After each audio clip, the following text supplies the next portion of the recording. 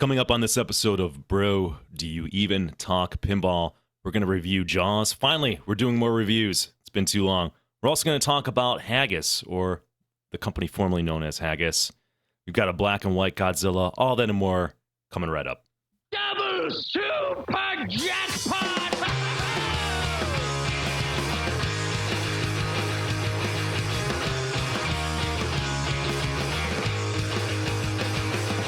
I need a ramp. I need a loop. I want targets I can hit. I need the scoop. I need a double super jackpot in my life. That's right.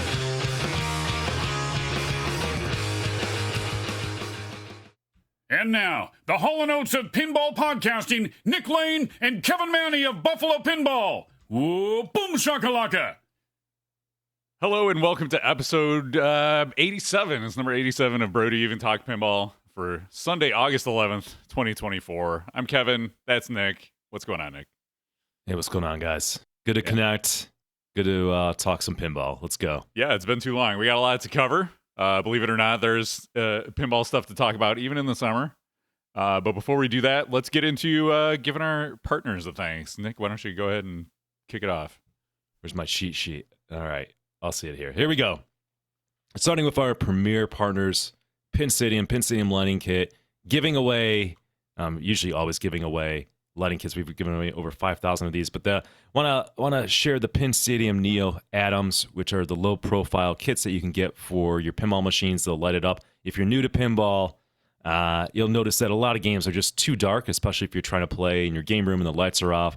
Pin Stadium kits are the solution to that, controlled by iOS, Android. You can make them dim, make them bright. You can change all the colors, and they integrate nicely with your pinball machines. You use coupon code Buffalo and save 10% off those bad boys. And then Flippin' Out Pinball, flippinoutpinball.com, the only sane place to buy a new pinball machine from. Zach will even sell you used ones as well. I see him doing a lot of that.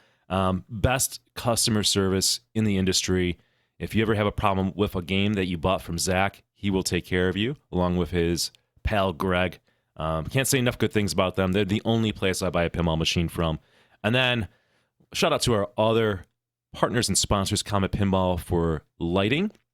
You've got Titan Pinball for silicone rings, an awesome mat, tools. They're also doing our giveaway, which we'll talk about after this. PinballLife.com, a new sponsor, PinballLife.com. I've been a customer of them since 2011. Can you believe that? 2011. Just great people over there. Thanks to Scott. Thanks to Terry. They've got a nice little banner hanging up now when you go to Pinball Life that's advertising when Buffalo Pinball is doing their next podcast. So, look, there's a couple choices when you need parts out there. Do Pinball Life a favor and support them because they support this content and make it possible. We got playfieldprotectors.com. That's playfield-protectors.com. If you've got a classic machine and you want to protect it, you don't want it to wear down to the wood, go to playfield-protectors.com. Even some new machines, heck, you might need it. Check them out. Pinside.com. We love Pinside.com. Great source of content these days for us, forums, buying and selling. And then, last but not least, Multimorphic.com. They make the P3, and they are leading in innovation in terms of pinball machines. That's my spin on things, but I think it's a good tagline. There you go, guys. They can have it. All right, let's talk a little bit about giveaways. Thank you to Titan Pinball. A lot of you are already entering, but if you haven't yet, use hashtag win in chat for those watching live on Twitch, and that'll get you in to enter for a $50 gift card to Titan Pinball. And can I make a recommendation? If you get the $50, just go to the TitanPinball.com and then click this pin mat button at the top and get yourself one of these Titan Pinball pin mats because these are incredible. Best feeling mat by far I've ever used. You know, people like to get the cheap ones on Amazon and whatever. No, it's worth the money, worth the investment. If you're an old guy like me and you stand on a concrete floor playing pinball, you need one of those. So get 100%. I'm not kidding, Kevin. So I've got two of them, thankfully. And whenever I play pinball in my basement, I mean, it's got like a rug technically, but it might as well not be a rug. I always use the mat. Like 10 times out of 10 times, I'm using that mat. It's amazing. Exactly. And for those asking, here's the here it is working. We have our our entries happening. And don't forget, if you're a subscriber of the channel, you get 2 times the entries. So if go ahead and use your Amazon Prime and then type #win, you'll get 2x entries for this month's giveaway. So who can say no to that? All right, let's is that it? Can we get to news? Anything else? I think we're good. That's it. We're giving away the $50 gift card, so let's go. All right, let's let Tim Kitzrow lead us in like normal. Here's the tip. It's the latest pinball news. So hot, it's on fire. Oh, I have another sound effect to play too. Nick won't hear this, but those playing at home. Before we get into this, here you go. Oh, it's the Price is Right losing horn. Haggis Pinball, rest in peace. We hardly knew you. Who could have possibly seen this coming after their recapitalization email a few months ago? Yeah, they're in liquidation. Australia. This comes to us from Pinball News. Australian pinball manufacturer Haggis Pinball has ceased trading and appointed liquidators as the business failed to secure financing to continue its operations. The Melbourne-based company was run entirely and owned by Damien Harton and began in 2018 with a game originally called Ghosts. So yeah, you remember they did this game Celts, which they sold a few of. I played it once and it was whatever. And then they're like, hey, we're going to do remakes of Bally Classic games, which is like, okay. They were taking deposits in April 2021 for this with Fathom, which I guess of all of them, that was the one kind of garnering the highest dollar value. So that makes sense to do a rerun of this game. Think of it as the Bally Classic version of Medieval Madness when that got a remake. Everybody was like, great, that game is getting really expensive. Makes sense. Let's get the prices down. I can get a brand new game for a little bit less, maybe. And there you go. So they went with that. Concerns began to be raised as production numbers and delivery dates were repeatedly missed with little communication about what was happening.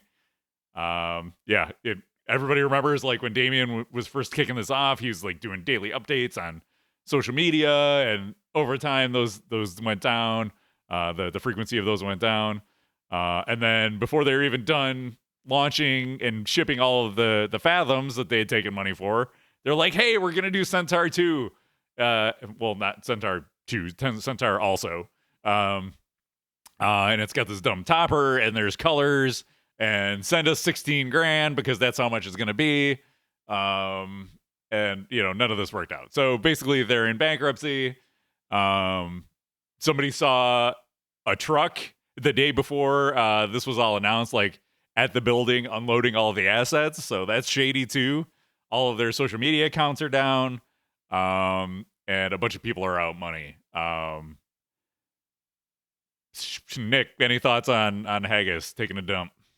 I listened to your tone, Kevin, and it's like, oh, we were like celebrating this, but it's like, no, we've warned people forever.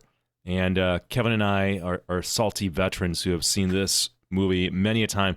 One thing I forgot, Kevin, this is my bad. I was going to see if you can run a poll in the chat to see who's listening right now that has gotten into pinball like in the last 4 years. So 2020 or, 21, 22, 23, right? Like, I am curious. So just out of chat, is there anybody that got into pinball in the last 4 years in this hobby? Like, paying attention to pinball media, buying games, competing in tournaments, that kind of thing. Because there are a lot of people that have just gotten into pinball, and I think they've missed some of the scammy BS. Pinball is hard. They might not be aware of that, and they get optimistic about seeing these companies, and they're like, oh, Nick and Kevin are dunking on these companies, or they're bitter or whatever. It's like, no, we've seen this time and time again that it is very predictable and easy for us to predict at this point, and you guys will as well. And what we try to do is just save you from any pain or suffering by saying, geez, you might want to be careful of your money here, right? Like, this pinball is hard. You've seen this before. Don't want anybody to be taken or lose money on this. So that's the attitude. And I think it's kind of just a little preamble in this. Now let's go back to dunking. All right. The other thing that came, like, somebody found that there's this other company, Heartsco. Oops, wrong one. This one, Heartsco. So this is Damien from Haggis, and there's this other company. Heartsco Professional Services Consulting. Who we are, experienced technology and management consultants crafting innovative solutions for clients worldwide. If you guys need a primer on business jargon, this is a great website to kind of bring you back up to speed. If you're like, oh, I need to brush up on my business jargon, they've got all of it here for you. They're the premier professional services company dedicated to delivering excellence across a multitude of disciplines. Blah blah blah blah blah. So here's what it says about Damien, the founder, also the guy that ran Haggis. He says, harnessing his extensive 30-year track record in corporate technology across diverse sectors, Damien is primed to bring out the best in your project, adopting a holistic approach that prioritizes both innovation and sustainability. I mean, it didn't really work out for Haggis, but he's definitely going to make it happen for your business. So what can go wrong working with these guys? So I don't know what to think about all this, how to connect all these dots. It's it just goes back to that the line we go back to: buy pinball machines that exist. If it's in a box and ready to go and you've played it and you like it, then buy it. These pre-orders and especially from new startup companies, it's just so super risky that it's gotten to the point where like we can't even feel sorry for the people who continually put money into these companies. It's like, okay, yes, the company should fulfill their promises and deliver a product if they promise, but you also need to take care of yourself and be mindful of these things and look into the track records of these companies and see kind of what the over time, anytime these new startup companies come out, there's probably a chance that you're not going to get your money back. Some people are fine taking that loss on the risk of like, oh, it's really valuable to me to have something that nobody else has, right? I really value that, and I'm willing to take the risk of my money to potentially get this thing that not many other people will have. And maybe you'll be one of the lucky ones that actually gets a game or not. So proceed with caution. It would be my advice. Nick, any advice to like future? There's going to be more startups like this, right? We'll see more die. Yeah. What are your thoughts about it or advice going forward? Yeah, just so some reflection and comments on that. First of all, it was nice to see a lot of new people who got into the last 4 years. So I'm glad you guys found our channel. Hopefully you're being entertained and informed. Good to have you here. And to your comment, Kevin, it's like, look, when I admire anybody that goes out there and starts a business and is an entrepreneur. We need people to do that, and you're going to fail. Like failure is part of being an entrepreneur and starting things up. And to Haggis's credit, like they were legit in the sense that they made a number of machines. They made Celts or Celts or whatever, and then they did ship Fathoms. So they're not like a scammy company per se, but they were at the end taking money in kind of like a Ponzi scheme fashion because it wasn't working out, and they're taking money to fund other things, and that's where you kind of really drop the hammer on them. So, it's a mixed bag with this, but. And we always come down to pinball. Manufacturing pinball is very difficult, very, very difficult. Startups are more than likely to fail. That the ones that succeed are the exception, not the rule. As much as we're difficult on Spooky a lot of times and their quality issues, and the games that they make are not for me in terms of kind of I'm not going to get into that road, but I always respected that Charlie was able to build a pinball business that is still going today, right? Like so, he's done it. And kudos to him and his family and everybody else over there. But like folks like Haggis and you see Turner trying to do it, like we're just highly skeptical, right? Like it's just, how do you compete in this business with Stern and Jersey Jack? And they struggle as well, right? Like they struggle to get things right. It's hard for them. How the hell hard do they think it's going to be for you? So yes, we need more companies to always come in and push the limits, and it's good for consumers. But as the conclusion that we always say, don't buy a pinball machine that doesn't exist. Don't ever do that, period. Yeah, a couple good feedback items of feedback in chat. So somebody I just saw it. Mr. Mike Mann says, what about Barrels of Fun, new company taking pre-orders? And to that I would say that's a big part of why I haven't, like, that game looks interesting. I played it a bunch. But there's so many questions with the new pinball company that we've credited them for kind of doing it the right way, right? Like they came out with a license that appealed to people. They had the game was done, completed, in the box, shipping. Not all of them.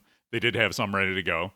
But then they had to take pre-orders, which, understand, like, you need to get the capital to build up the rest of the games, but at least they took that initial investment and kind of did it, quote unquote, the right way, where they had the game developed, then they launched it, and then, took the pre-orders. But I personally, with a new pinball company, I'm not willing to take that risk. I would much rather, if it ends up being a good game, and especially in the market that we're in right now, if it ends up being a good game, I'll buy them on secondhand. There's going to be plenty of them. The prices aren't crazy like they were during COVID, where, if I don't get it now, it's going to be $5,000 more. No, chances are it's going to be less than what it was new in box, or about the same. So, and then you also get the benefits of, the person who bought it before you probably fixed anything that was wrong with it. I think our friend in Rochester, he's like, he bought one and then he had to take it all apart and like dial in all the all the like shots and stuff. It feels great now. Like, I would love to own that one compared to the one I played at Pinburgh, which was a little more clunky, and that one was set up super tough. We'll talk about that later, but yeah, there's a lot to take into consideration when you're buying a pinball machine from a brand new company like that. Yeah, I think that's really the only one I wanted to yeah, buyer beware. What's his toes sums it up nicely.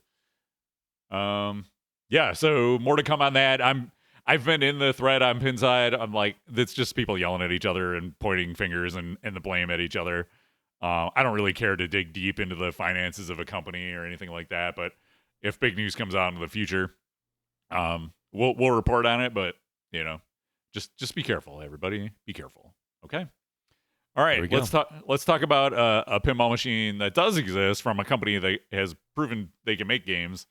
It's Godzilla, but there's some questions about this their strategy with this too. But it's like a Godzilla 70th anniversary. So everybody loves Godzilla. They've sold a ton of them. Stern's like, what the heck? Let's go out and make another version of this.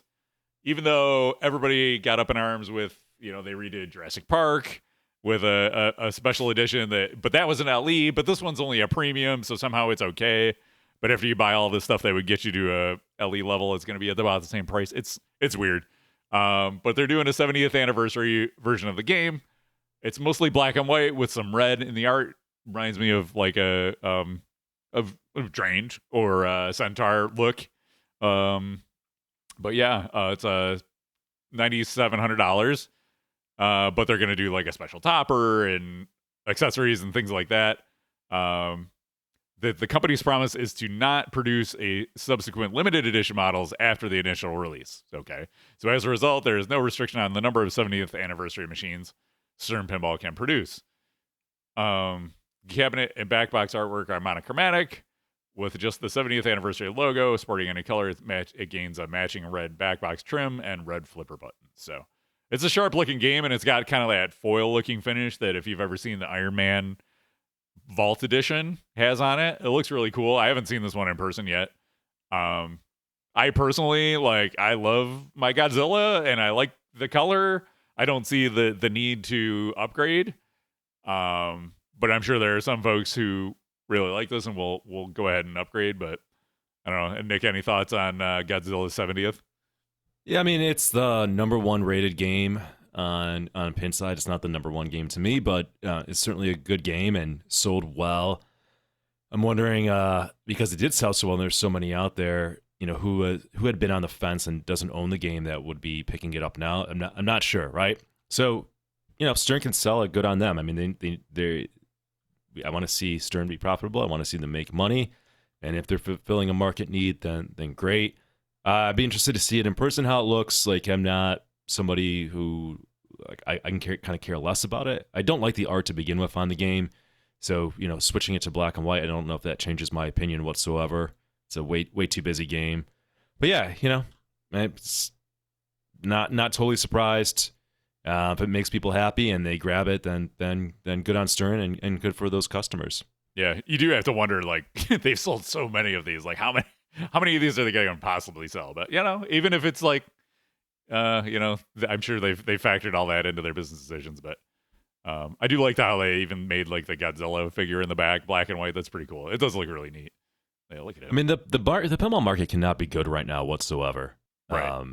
Prices are crashing on games in a way that we've never seen before. Certainly since I've been in the hobby, it's an interesting time. Prices shot way up, and now they're plummeting down. So maybe it's kind of a balancing itself out. But Stern's got that huge facility. I imagine that John Wick has been a total disaster for them. So they're probably like throwing everything at the wall at this point and need a win. Yeah. They've got a lot of people, a lot of staff, a lot of designers to pay. I think that economics are not going to be good again anytime soon. So it's we'll see how this plays out, man. Yeah, I do think about that factory. It's like, man, it's big and fancy and it looks cool, but to make that make it worth keeping that place running, they got to really get some hits on their hands. So, and I don't know, from what I played of John Wick, we're going to talk about it more. I don't think that game is going to be keeping the assembly line going for very long. No, and it's funny, man. Like, there's two challenges in pinball. One is being able to keep on affording to buy new games, right? But then even if you have a lot of money and can kind of constantly buy games, then you've got space is the other issue, right? Like, it's not that I have like unlimited money to buy games, but like my bigger issue right now as I matured in the hobby is a space issue.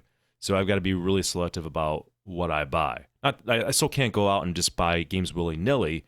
So that is a challenge. People have bought a lot of games in the last few years, but it's like Stern kind of. I have to wonder, did they think the good times were just never going to end? Right? Like it seems like they built that facility and built everything up like, oh, this is normal now. This is the way things are going to go. It's not going to reset or get back to how it was, or even just kind of rebound in the opposite direction and get bad. So I don't know, man. It's, again, interesting time. It's tough to justify the purchase of any pinball machine right now when it takes a big hit, right? Like, you used to buy a game and, I don't know, if you wanted to turn around and sell it, what was normal to me is if you buy a game, you want to turn around and sell it, you might lose like $500, right? Right, yeah. What is not normal, what happened in the last 4 years, is you buy a game and the game goes up, you can almost sell it for $1,000 or $2,000 more because they couldn't make it fast enough. That was an abnormality, and anybody who didn't realize that at the time, maybe people who came new in the hobby, that is not normal. What is pretty normal that I've seen over the last 10 years, you buy a game, you sell it a year or two from now, maybe it's lost like $500, right? Like, it's not bad. You don't take a huge hit on it. Now games are losing 1,000, 2,000, 3,000. They're plummeting. Yeah, and for me personally, like, I can only take that hit so many times on a machine. Like, I do okay. Like, I have a nice game room full of games, but I don't want to keep losing thousands of dollars on pinball machines, right? It's just crazy. That's why I sold Roadshow a couple months ago, and there have been games that I've looked at, but I'm like, is it even worth buying a used game? Because it's so hard to sell. Like, if something comes out that I want, that I really want, like, because in the past I would have like bought a game just to like have it. Like, I've looked at Star Wars. Like, it'd be cool to have a Star Wars for a while, to play that, really learn it at home. But like, how hard is it going to be to sell when I want to sell it? Like, if something comes along that I really want, I don't want to have to go through the annoyance of selling this game, right? Or potentially taking a big loss on it to move it. Like, it's, I don't know. So I've just kept my cash and have an open spot down at the end of my lineup. So it's definitely affected my purchasing behavior. Yeah, and we'll talk about John Wick, but look at John Wick, and I saw that Zach was selling a used one, right? It's probably like 100 plays or something, and he had it down to like $6,100 and still couldn't sell it. I don't know if it eventually sold. I'm trying to look for it now, but that is the market, right? MSRP in that game is like $6,900 for a pro, and within like a month and a half or a month, you can get that for $1,000 less, right? Like, that's insane For a brand new game. Yeah, that's crazy. and just sitting there. Yeah, just sitting there. Yeah. It might as well, it might as well be in the box still, right? I'm sure it was great quality from him, and just couldn't sell it. I was astounded by that. Yeah, it's crazy. All right. Well, that's our pinball market update. In other Stern news, we would be remiss not to announce that Greg Freres has retired. So he's a Stern Pinball's art director and famed pinball artist in his own right. Greg Freres has announced his retirement. So, like, a little bit of background on Greg, if you don't know who he is. He said he started working in the advertising industry, and then he created many iconic classic Bally games, like so the art package on Harlem Globetrotters, Rolling Stones, Fathom, Strange Science, Dr. Dude, Party Zone. He did the Elvira games. He worked with Dutch Pinball on Big Lebowski, Star Trek Next Generation, Danger, No Fear, all sorts of stuff. So legendary artist in the pinball industry, Greg Freres. Congratulations to him on his retirement, and thanks for all the great artwork you did. But what I don't know if you saw this, Nick, was how Stern announced it. Did you see this? No, I did not. So Stern puts out this news release saying Stern Pinball expands art team. I was like, okay, that's cool. Like, let's see who's going on. Greg Ferris retires. Sebastian Napoli appointed art director. So Stern Pinball Inc. announced the retirement of its long-tenured and iconic pinball artist and art director, Greg Ferris. Renowned for his pioneering contributions in the industry, Greg's storied career spanned nearly 4 decades with his artistic vision leaving an indelible mark on pinball enthusiasts worldwide. Blah, blah, blah. Then it says, under the tutelage of Greg, Stern Pinball announced the appointment of Sebastian Napoli as art director. Okay, cool. So Greg's out, Sebastian's in. Sebastian brings over 15 years of experience in creative design, most recently serving as the creative director for Pop Skull and Haggis. I don't know what those are, but through his education from the Art Institute, Sebastian will contribute and lead a fresh perspective and energy to help continue creating the most beautiful pinball machines in the world. Okay, so Greg's art, Sebastian's in. Who else is coming on since they're expanding their art department? Oh, nope, that's it. That's not expanding. That is lying. That is like a straight up lie in your headline. One person retires, one person steps up. They didn't even say if they replaced Sebastian, so maybe they're actually down a person. I don't know. Yeah. Whoops. Not a great headline, Stern. Rethink your how you. I know you want to position things in the most positive light, but you can just say, we have a new art director. We have appoints a new art director. That's all you need to say. You don't have to say you're expanding your art team if you're not expanding it. Art department. That's right. Bad headline, bad press release headline. Stern, don't do it again. God, let me just give a recommendation to all pinball manufacturers. You put out a headline like this, okay? Kevin Manny is going to drop the fucking hammer on you. That's right. Okay? That's right. Kevin Manny, PR specialist, okay? You're not going to get away. You thought you're going to get away? You look at like what American Pinball does. I was like, this is like 10 times better than American Pinball, but even Stern is not safe from Kevin Manny's wrath. That's So right. Get your shit together, Stern. Get it together. I don't know who's writing these press releases, but you need to get it together. All right. In the multimorphic world, since our last podcast, I think Jerry sent out 2 updates. Most recently, it was about the Princess Bride. They're expecting to start shipping modules beginning this month. They said in August. Their promise was to start shipping in summer. August qualifies as summer, so they're meeting their expectations there. So over the next several days, Multimorphic will begin notifying customers who are in batch 1 of their production run. Full Princess Bride P3 machines and standalone modules will begin to ship from the company's factory approximately 2 weeks after customers are notified. So all good there. What else was interesting? So there's a look at if you're watching the video, there's a look at the Princess Bride playfield for the P3. What else was kind of unexpected was that Zen is also doing their own unique Princess Bride Pinball digital game. It's a video game version of Princess Bride Pinball. Can't think of any other time when this has happened where a physical machine. That'd be like if like Stern did Ghostbusters and then Zen's like, hey, we're also doing Ghostbusters, but it's something totally different. So I don't know. Whoever owns the rights to the Princess Bride is just getting that money. So Do that art though. Yeah, I know. What the hell? It really makes me appreciate the art package that we're getting on the P3 game. They did what's his Carrie Eulis? Is that how you say it? Yeah. Elwes or whatever. I don't know. Yeah. They did him dirty. Yeah, they did. So I'll just skip through the. I'm not videos. talking about the P. I'm talking about Zen. The Zen version. Yeah. Yeah. I mean, it looks pretty neat, and actually the art on the table itself looks it looks pretty jank too. Yeah, I was gonna give it the benefit of the doubt, but it looks pretty bad. Anyway, so thank God for Matt Andrews working on the P3 version. We're happy to have you in our game rooms. I'm glad this is not what the physical machine looks like. Yeah, I know Zen has done like a lot of Marvel stuff, but that barely even counts, right? Like everybody does Marvel stuff and Star Wars, right? Well, but this is I'll be happy in life when Marvel and Star Wars just go away for good.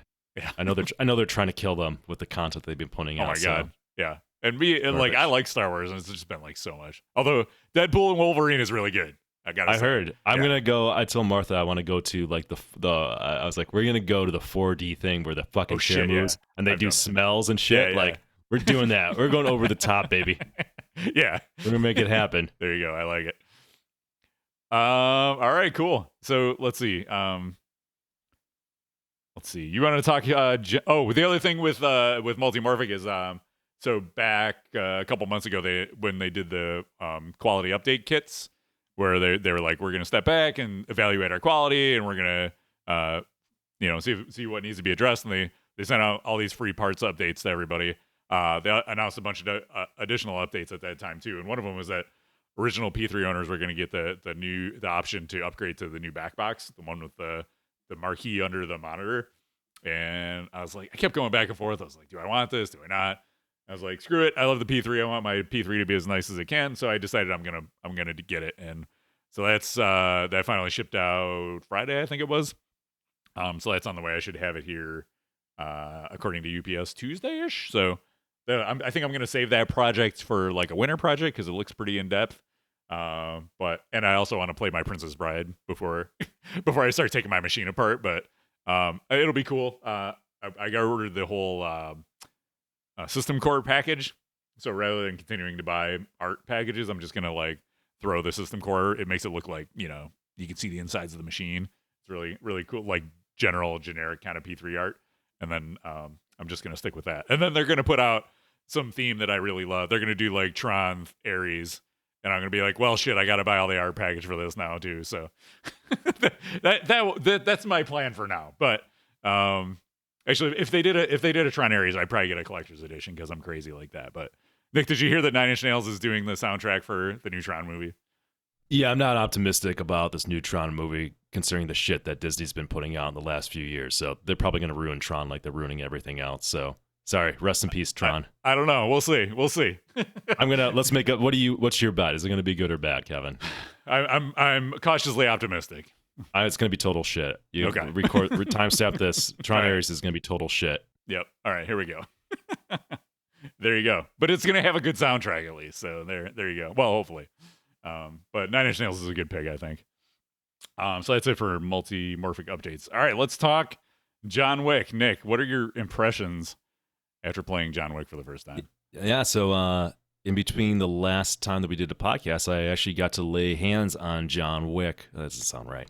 I got to play it. I was down in Virginia for vacation in July, and I went to Ocelot Brewing, which is a great place, by the way. The games were in excellent condition, very cool pinball spot. Had like all the newest games. They actually had a John Wick Pro and Premium. So I know the person who operates the game is on PinShed, so shout out. I think it's like Flinnibus. I could be wrong. Apologize if I'm wrong. But anyways, got to play the game, and here's impressions of actually playing it. Now, the caveat is there was some controversy because when this game was released, we talked a lot about it. I said I want to get this game. I didn't say I'm buying the game, by the way. Like I think I want John Wick to be good, right? It's like wanting a theme to be good. Right. Sometimes you get a game that's a theme that you like, and you're like, please be good. Please be good. I want to buy it. Please be good. And, I concluded, like, well, I've got to wait to play it and see where the code is. And I got to play it. First of all, this game is a box of lights. Okay, but let's talk about the good. As people are saying, a fast game. Shots are tight, but very findable. It felt really good shooting it the way it was set up on the Pro. Pro was maybe a little steeper. I really liked the shots and how it felt. I think who was it? The guys who made his Elliot. Yeah, this is his first game. Yeah, I think honestly, Elliot, you delivered. It's a fan layout. It's kind of no frills, but thought it was very fun, and I like the idea of like playing this really fast, flowy game. So good job there. The Pro was set up good. The Premium was like a little flatter and not as fun when I played it. So it was like night and day between playing the two. I couldn't get a good impression of, what the quote unquote better version is. But like, if I were to get this game, big if, right now I think like most people heavily leaning towards the Pro. It's hard to justify the Premium or LE even, and here's why. I mean, who cares about the medallion opening? Who cares about the car shooting out? Kind of like it swerves out on the Premium and LE, and the Pro, it boops the ball back. It doesn't do that on the Premium and LE. So to me the car's kind of better on the Pro in the way it interacts with the ball. Like that's probably maybe split down the middle on opinion, but I found it better on the Pro. I didn't necessarily miss the stand-up target in the dance floor area, and that was actually one of my favorite shots in that game. Like having it come off shooting a ramp, having it come off the flipper fast and trying to stick it in that area was fun. Again, playing the Pro and Premium, I didn't notice a huge benefit of that pop-up drop target that's not on the Pro, but it's on the Pro and the Premium and LE. I'm sure people feel differently than I do, but it didn't seem that big of a deal. I think the game has to be set up right so you don't get nasty, cheap drains out of there. So it's really just going to depend on the pitch, and hopefully it's a balanced or even thing. Overall, like layout-wise, it was fun to shoot, and I kept on going back to playing that Pro at Ocelot because I was just having fun just bashing the ball around there. Now, it was hard to hear the sound or call-outs in the game, but the game just feels absolutely soulless and lifeless at this point from what I could hear and make out. I heard that, people are saying online that right now it basically has one music track that's playing when you're not in mode. That's repetitious, and I can see that being a problem. Modes, it's harder to figure out what's going on. Again, it's just a soulless game. That when I played it a month ago, that's how it felt, which is unfortunate. So, long and short of it, the way I'm thinking about this game right now, maybe I'll pick it up if it just plummets in price. Maybe I'll pick it up used or cheap. I would lean towards the Pro and probably put better speakers in it if I were to get this. I have no idea, but there's no urgency behind owning this game.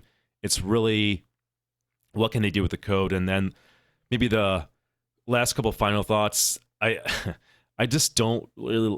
I appreciate what they're trying to go for with the neon lighting, but honestly, when you step up at this game in person, it doesn't scream John Wick to me. It screams it looks like Batman Forever from 1995 Sega with that green highlighted lighting. Like, it just doesn't work. I think maybe if they picked a different color, like red or purple, would have been way better. So I've not seen the fourth John Wick. I don't know why they went with green. Maybe it makes sense. Who knows? The other thing too is I like the car on the Pro, how it boops the ball back. The problem is when you go step up to the game, you can't even see that car's black. Like, you can't even see it on the game. Like, it's really weird. Like, the one toy in the game, you can't see it. They needed to put like a spotlight or flash or something or headlights on it, but they didn't. So, man, I don't know. It's like I'm trying to like this game. Again, the best thing about the game right now is certainly the layout. Everything else is really, I don't know. Maybe because of this, I'll get it cheap and just settle for kind of a mediocre game that I like to shoot. Yeah, if it's a theme you like and the price is cheap enough, then maybe it's worth grabbing, putting it at the co-op or whatever. But yeah, I played this a few times. We went out to the launch party at the RPC, mostly because I traveled all around and stopped at a few pinball places and hadn't seen it. So I was like, all right, let's go out and we'll check this out. And I played it a few times and it just kind of like whatever. Like, I didn't feel compelled to continue playing it, or I wasn't like, this is great or bad. It was just kind of like whatever. I think I agree that the layout, I think, is the best part of it, even though some of the shots are pretty tough, especially center ramp where you're trying to lock the balls. I found that to be pretty tricky, but again, it's one of those things like the more you play it, the easier it'll get, right? And that's not necessarily a bad thing. I don't need Steve Ritchie like super flow shots all the time. And actually at home, I kind of prefer the trickier shots, which, on a game like Alien or even like the left ramp on Godzilla can be tricky sometimes. And that's cool. It makes it more challenging. So when you do get in the kind of flow and you start hitting those shots, it feels really good. So, but yeah, I think our package is neat. I'm not a huge John Wick fan, so I wouldn't like know the things to critique or not. Like I was like, as you're talking about the green, I was like, was green like a featured thing? Was it like a Blade Runner kind of look and feel where they're like in these neon places? And I'm like, I can't even really remember. But yeah, it's whatever right now as far as I'm concerned. Yeah, again, I do like how it shoots. Like, it's fun to shoot the game. So I'm still up on debate if I'll ever own one. We'll see. What did one more thing I wanted to comment on this game. Oh, I do find it weird how it's like sometimes Stern can't win, but like they were highlighting that it's got like 40 minutes of 4K footage, which is so weird.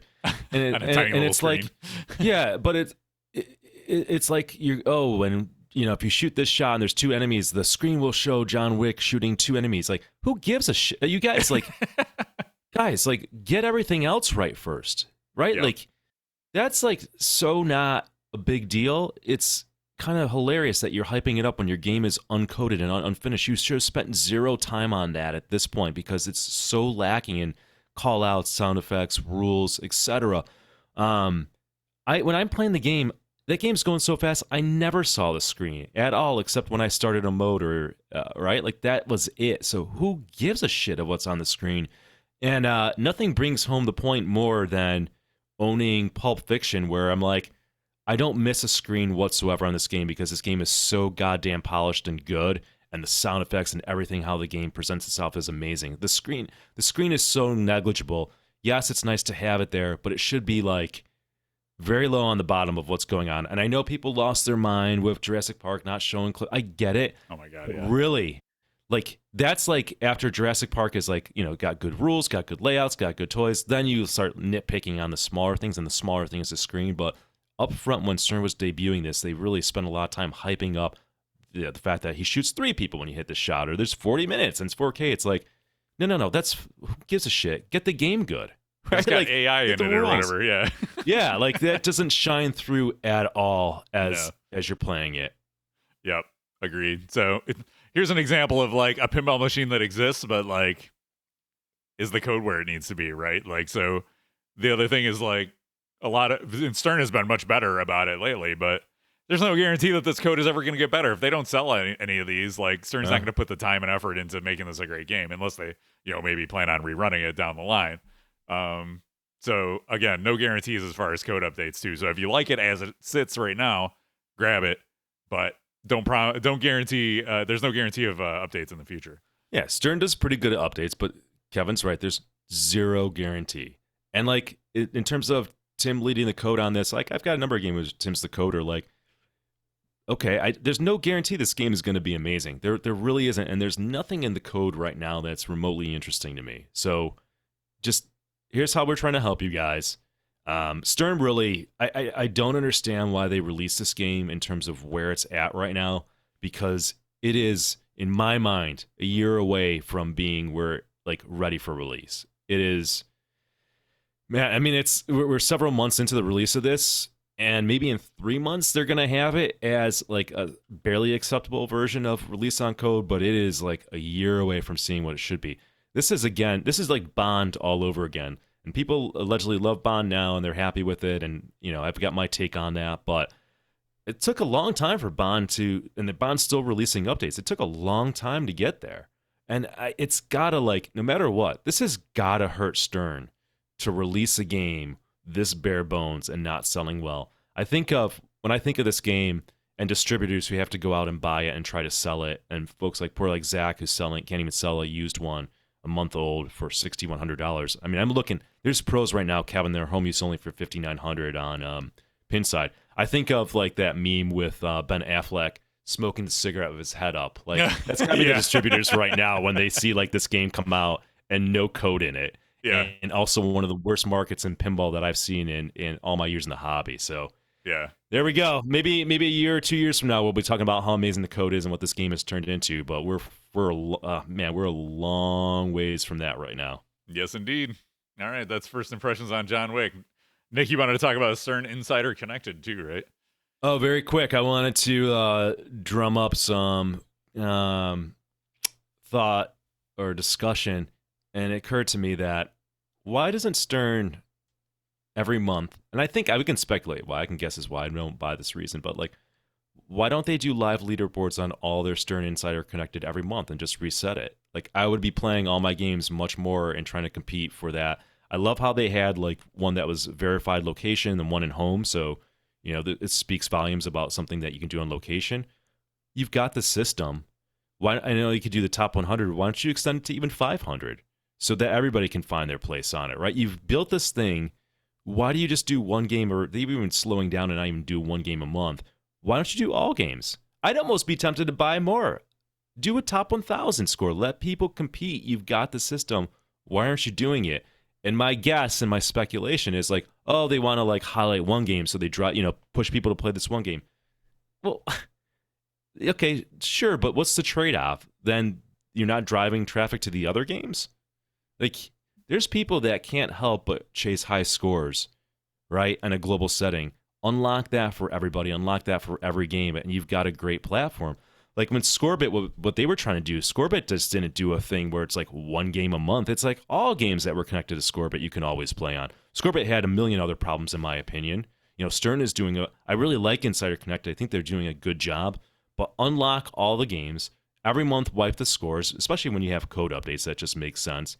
And let people just play around and chase scores every month. Yeah, I mean, it's there. It's probably like a resources thing too. Do they have the staff they need to manage that every month, or you know? It can't be that hard, right? Like, maybe I'm naive, right? And if somebody has any computer background and can point out a flaw in my logic, by all means, I just want to learn and know. But I can't imagine that it's that hard to do. Right, yeah, because they obviously like built the infrastructure for it already because they've done it before, right? It would just be somebody to kind of like manage and implement that every month. What they have to do, automatically prog the code to wipe the scores to zero and start over? Yeah, exactly. Yeah, like how hard can that be at all? Yeah. All right, well, if Nick Lane's here for your Insider Connected ideas, free of charge this time, but you know he'll charge a consulting fee in the coming months, but he's available for you. All right, I think that's it for news. I've got a few entries into everybody's favorite segment, mods you don't need.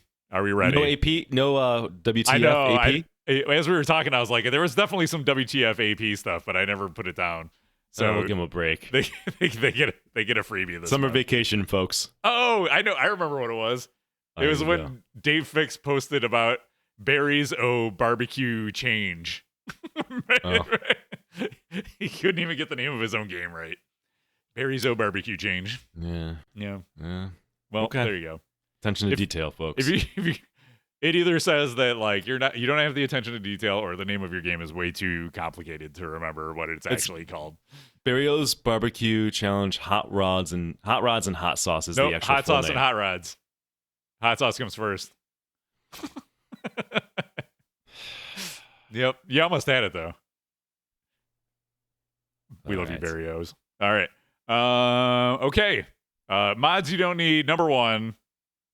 So this one, I have some thoughts on this one. This is not a total mods you don't need. At first it was, but people have convinced me that there is use for the pin steps. So if you haven't seen these, they are shoes for your pinball machine. Because we need to mod every single piece of our pinball machines with custom colors and 3D printed things. Pin steps, so you can get them in certain colors, and they say pin steps, and they're 3D printed, and you put them under the legs of your pinball machines to raise them up for you, so you don't have to adjust the leg levelers. Okay. They are. Let's see. Where's the price on these? $25 each. So if you need 4 of them, that's $100. I'm pretty sure that's each. Plus $12 for shipping. Yeah. And then so I was like, you absolutely do not need these, because like they make a thing. Like if you have a pinball machine and it's for some reason you want it really steep, go to our partner pinballlife.com, grab yourself the 4-inch leg levelers, put them in the back, jack it up, don't put anything on the front, and you're good to go. You know what I mean? Just have the leg levelers all the way in. But apparently there are certain situations where these come in handy. Because so I met the guy that does the pin steps at Pinburgh, and he gave me a set, and he's like, you can review them or whatever. And I'm like, I'm gonna go with whatever, and I'm gonna give them to my friend Patrick, who has a basement with and he's got, I think he said Bram Stoker's Dracula. He can only get up to like a 5.5 inch pitch because of the weirdness of his basement. So I'm like, great, you take them, enjoy them, let me know how they work out, and we'll go back from there. I'm also a little weary of putting my $10,000 pinball machine on these 3D printed things. Yeah, agreed. I'm not exactly into that. Like levelers work great. I absolutely don't need them. I have a game room with nice flat floors, no problem. So there was that, and there was also the case of setting up games for tournaments. So if you're you have a location where you want to set up your games quickly and make them harder for a tournament, you put them under the back legs. So there's like this little tiny niche of where these make sense. From what people have convinced me that they make sense. For me personally, I would not put my games on these. So mods you don't need. Nick, any thoughts on pin steps? Yeah, I mean, when I first saw it, I was like, WTF. But I'm trying to think of a scenario where it works. So I had a funny thing enough. I had moved some games around my basement, and I put, well, you'll know this, Kevin, Big Buck Hunter pinball where Bad Girls was. And I was really struggling to get that leveled. And I think maybe I'm wrong on this, but I think one part that I noticed when you're leveling in like the front, which you don't ever want to try to level in the front. You want those to be flat ideally, but sometimes it doesn't work out that way. So one of the legs in the front had to go up a lot. That's kind of like, I think the higher you go, that piece of metal becomes thinner and it might make it a little more wobbly. So what I had to do is I had, I think they used to be called pin footies. I'm actually looking at it now on Pinball Life. They're called the like wood ones, right? Happy Feet. So I was able to put one of those up to jack it up on my game. And then I didn't have to have like one of the legs being like, it's super like long, right? Like where it's kind of hanging by a thread, right? The longer you have that, the more pressure maybe you're putting on this leveler aspect of it, like this metal. So yeah, maybe. But I think the better way to do this is not 3D printed, is to, like, the Happy Feet are silicone leg leveler cups. Like, the silicone's going to hold up fine. The 3D printed, you can either, like, if you have a 3D printer, you can do it yourself and do it cheaper. Or, again, like, I don't know, I wouldn't feel comfortable putting my pinball machines on a 3D printed thing, especially as you move a game around. So, yeah, it's not the worst mod I've seen. I think it's a little bit of a struggle is all I'm saying. But it's not totally worthless. I think that he'd be better off doing it silicone. I'd be much more amenable to kind of that approach. I think that could work better. And then also the silicone will have the added benefit of not like sliding on the floor. So it's like doing a dual purpose, right? You can just, a lot of times you use like these silicone leveler cups or pin footies if you're in a location where it's too easy to slide a game and you don't want the game sliding and crashing into another game. I don't know if that's the case with his product, if it's just kind of 3D printed plastic on the bottom. Yeah, so the one thing that I thought was nice is that it does actually have a silicone like thing that locks onto the bottom of it. So that's nicely done. So that's good. Yeah. So and it's kind of like molded in, so it kind of locks in, so it's not going to pop out. Well, yeah, hopefully. But yeah, so you can kind of see it there where the black part is. That's the silicone, and then it kind of locks into the 3D printed part. So that was well done. So it'll keep it from sliding around, but also it's like, is that putting more pressure on this 3D printed part? Would it be better if it slid versus like potentially cracking? I don't know enough about 3D printing and where the weak points are. So yeah, exactly. So again, it just seems obvious that I know he probably doesn't have access to this and he's trying to do what he can with his 3D printer, but it seems silicone. I think there is a market, right? People respond to this. There's a market, but just the Happy Feet people should just copy what he's doing and silicone. And then I would say just grab the silicone version easily. I think it's almost worth having it. If the Happy Feet people did this on Pinball Life and had the different sizes like this guy's going for, I'd almost buy a couple just to have it in those rare circumstances where I need that. But yeah, not the worst thing. I think it's like that's kind of like the the first attempt. It just needs to be improved, and Yep. it's a small use case. I've never really had this problem. Yeah. It struck me as solving a problem that didn't exist, but there is apparently a tiny little problem that I don't think he's going to sell a ton of these. He'll sell some, is my prediction. But well, there you go. That's pinball. If you got a 3D printer, you're going to come up with products for pinball machines, and you're going to call them pin something. Those are the requirements. All right. I'm getting excited. We got a cheater post coming up, huh? Oh yeah, I don't know how I missed this one. So this is somebody bumped this thread back up on PinSide, and the it's from 10 months ago. It says, "Have save post envy playing non-FF game ? Try the DMCS save diverter." Okay. Oh dear God, I hate it already. Okay. After releasing my DMCS save post for Foo Fighters Pro, I was considering ways to improve on it. I imagined that a diverting mechanism might work better, conserving more of the ball's energy than an acute deflection off of a post, and feed the right flipper more consistently. The prototype I developed was this concept. Additionally, it didn't require a hole in the playfield, so it's easier to install in any game. It used to be games that used to do a physical kickback for the left out lane save. I was wondering what games and had that last. I know Star Trek Premium did. It seems to be a cost-cutting measure that is just a virtual save these days, but it's more fun and interactive to control a mech to save the ball yourself. So I decided I'd offer the DMCS save diverter mod for any game. Okay, so if you aren't familiar with the Foo Fighters DMCS save post mod, basically there's a time gauge on the left that shows time earned for activating the save post / diverter. You can choose what switch to use to earn time or a combination of switches. Then when the ball drains at the left out lane, you can hit the left flipper button to activate the save diverter and use your time. For more details, you can see the Foo Fighters thread. Below is some footage of it I installed in my Godzilla machine. Here it is configured to the building switch to earn a unit of time. Other configurations are possible. I also tried using the defense barrier stand-ups similar to the Foo Fighters radio stand-ups. So here we go. We're going to see it in action here. Baby, he kind of donks around here for a little bit before you actually see it. You got to put it in the alley. There you go. Oh, look, yep, it's a cheater post for your. Let's run that back. So it's just like adding the Foo Fighters cheater post mod. Well, it was designed into Foo Fighters, so it's not a cheater post on Foo Fighters because it's like a kickback kind of, right? Show me this nonsense. Let me see that. Just go to the point where he's blatantly cheating. He kind of like donks it over. There you go. Nope. This is like right after this. There you go. Whoop. Yeah. Oh my God. Come on, guys. Just get better at pinball. You know, just what the hell? Yeah. Oh. There you go. Oh, you want to know the price? $260 to be a cheater. $260. This didn't happen pre-COVID. This was not a thing pre-pandemic. People have lost their minds after the pandemic and this is just an example in pinball.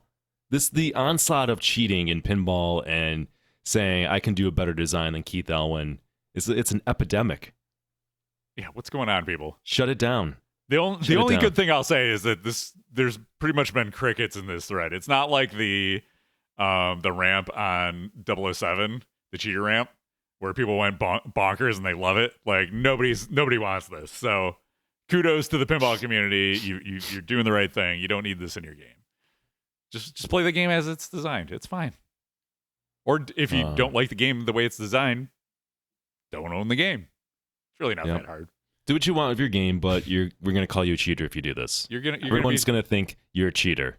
Because what you're gonna do is you're gonna put this in your game, and then you're gonna get a high score, and then you're gonna go on PinSide and post about how great your high score is, and not tell everybody that you have this in your machine. That's what everybody. If anybody who's a friend of this person or a friend of a cheater needs to let them know they're a cheater. Because I'm thinking, I was meditating this morning on that breakdancer from Australia. Everybody has probably seen by now. I wish I had that video queued up. I would play it right now. Yeah, I spent about 10 minutes deep dive into this. And you know, how do we get to this point where this woman thinks she can breakdance at the Olympics? And here's what happens. They told her she had people in her life that told her she could do it. Okay?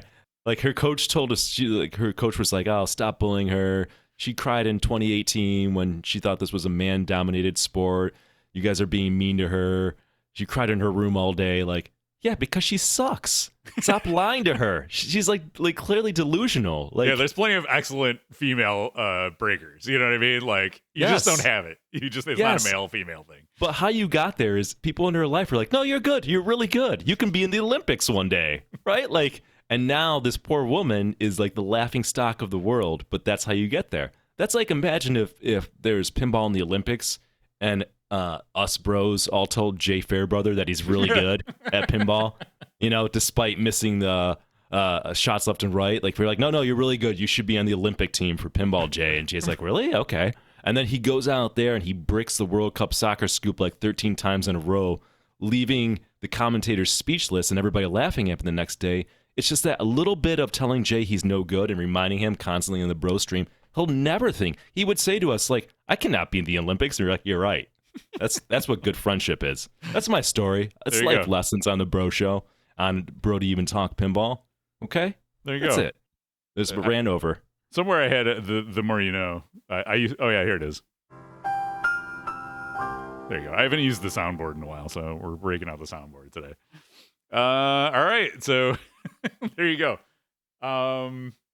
Let's get into some game room, and I'm gonna lump in like game room and location and tournament updates because we've done a lot of going out and playing in tournaments. I'm got some take updates a bathroom from my game break. room. Okay. Say. Oh, I did kind of want you to hear my fun with Pinball Brothers and Alien though. All right, let's do that one now then. So I went and I bought an Alien, as y'all know. I've talked about it on the show before. And after I got my Alien, I was like, oh, let's look at what Pinball Brothers has on their website for mods and stuff. And I ordered the Lior Art of Pinball screen surround, which looks really cool. And I also I kind of like the new Ellen Ripley translate, so I ordered one of those. So, and my buddy Dave, he's got one too, so I ordered 2 of each. And so here's what happened. Settle in. I'm going to tell you the tale of my orders from Pinball Brothers. So I ordered 2 translates on March 5th. And then we were like, oh, we should get these LCD screen mods too. So I ordered them. I did 2 separate orders, which actually ended up being a good thing. A month later, I had not received either order, so I sent a follow-up email asking if they had shipped yet. I was told that the translates were still en route, but that I had quote-unquote impeccable timing and that the 2 mini LCD screen mods were on the way, and they sent me a tracking numbers. And then 2 days later, I got those. So I was like, cool, got those. I'm sure that, speaking of blowing smoke up my ass, I'm sure they were just like, oh shit, we never shipped these out. And then they did that and gave me my tracking number on that. So then I sent him a second email that day on April 9th, asking for an ETA on when the translates might ship. And I was told, quote, hopefully they will arrive by the end of this week and will be on the way next week. So they were hoping to receive the translates by the end of that same week and would be shipping them out to me the following week. So I wait another month. And on May 9th, I asked for a status update on the translates. And I was told, quote, they were shipped on top of the last batch of games that I received, but unfortunately they disappeared when the games arrived. Okay, so big stack of missing translates somewhere. Okay, he said he hoped that the next batch would arrive in less than a week. So I wait another month. On June 4th, I asked for another update. He said they had a shipment arrive and that he'd look through it that week and let me know if the translates were there. So 16 days later, a little over 2 weeks later, I hadn't received an update. So I asked if they had shipped, and it said that if not, I'd like to cancel the order and get a refund. I got no reply and followed up 4 days later. I didn't receive another reply to that email and haven't received any more emails from them since. So a week later, I filed a PayPal claim and received no response from Pinball Brothers. So on July 8th, I escalated it to a claim. Pinball Brothers didn't respond to the claim at any point, so PayPal closed the case in my favor, and we got our $328 back.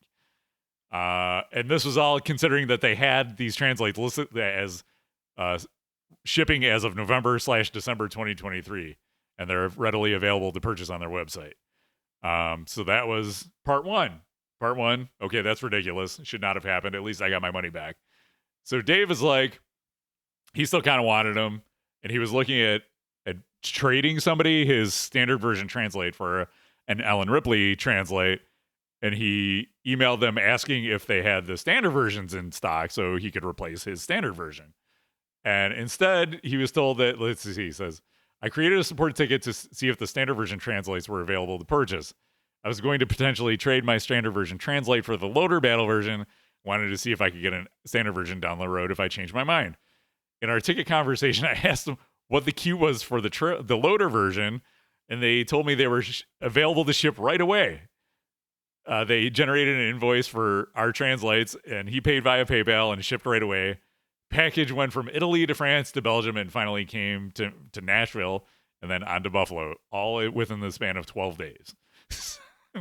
I guess the bottom line is, if you need something from Pinball Brothers, order it from Italy instead of ordering it from Pennsylvania, and it'll get here in 12 days instead of never getting here. So it's ridiculous is what it is. To me, these are signs of a company that's not well managed and well run, that possibly has issue going on, because they're running. They had a decent hit with Alien, and since they've done Queen, which had potential and kind of fell flat, and now they're doing ABBA, which from all I can tell is not selling very well, and maybe this is the sign of troubled waters ahead. What do you think, Nick? Yeah, agreed. Yes. Oh, Pinball Brothers messed up something? You're telling me, Kevin? Yeah, That's hard to believe. Oh, I didn't see that coming. Did not see that coming whatsoever. Did not have that on my radar. No, weird. It's another, boutique pinball company having issues. But I want them to say, like you said, like, I want these guys to succeed. I want ABBA to be a hit, because when my Alien breaks, I need parts, and I need it to work. So I want a lot of things in life, Kevin, but I want to live in the world of reality. Yes. And that's my goal. What is reality? How do I understand what reality is? How close to reality am I living? Yes. That's a better want in life. That's good. All right, so All right, Nick, go to the bathroom bathroom. break? I'm going to talk about thank Pinball you. Long Island. All right, so it's been like a month and a half since we did our podcast, and part of that time I've spent, it's summertime, we're going on vacation and stuff. We went to New York City. I got to see the Yankees play and blow it in the bottom of the ninth, so that was great. But we had really good seats. We also were doing college visits with my son and stuff like that. And one of the schools he's considering is out on Long Island, and we went out and did his thing there. And then by the magic of social media tracking you wherever you go, I got fed an ad for a place called Pinball Long Island that was, like 10 minutes away from where our hotel was. So I was like, we had time the one night. I was like, let's go play some pinball. Like, check this place out. It looks pretty cool, right? So we went there, and let me pull up I have some photos here from from Yelp. And so I think this video actually does a pretty good job showing off the place. It's basically just a massive room full of 100 pinball machines, lining up the two walls, narrow storefront, but deep. There you go. That's a pretty good picture. And so we stepped in. Logan was excited because they had Scooby-Doo and he hadn't played that yet. And we stepped up and played Scooby-Doo, and guess what? It wasn't working, which was like, wow, a spooky machine not working, right? Especially on location. How unexpected. It was weird because it would plunge the ball and you would get one full strength flip. And then after that, you would get like these tiny little baby flips, and then you would drain and die. But then we went to play something else. I remember we played a Tron, it was Avatar. We played Avatar, and Avatar, none of the insert lights worked. So that was super great. What else? There was like 4 or 5 other machines we played.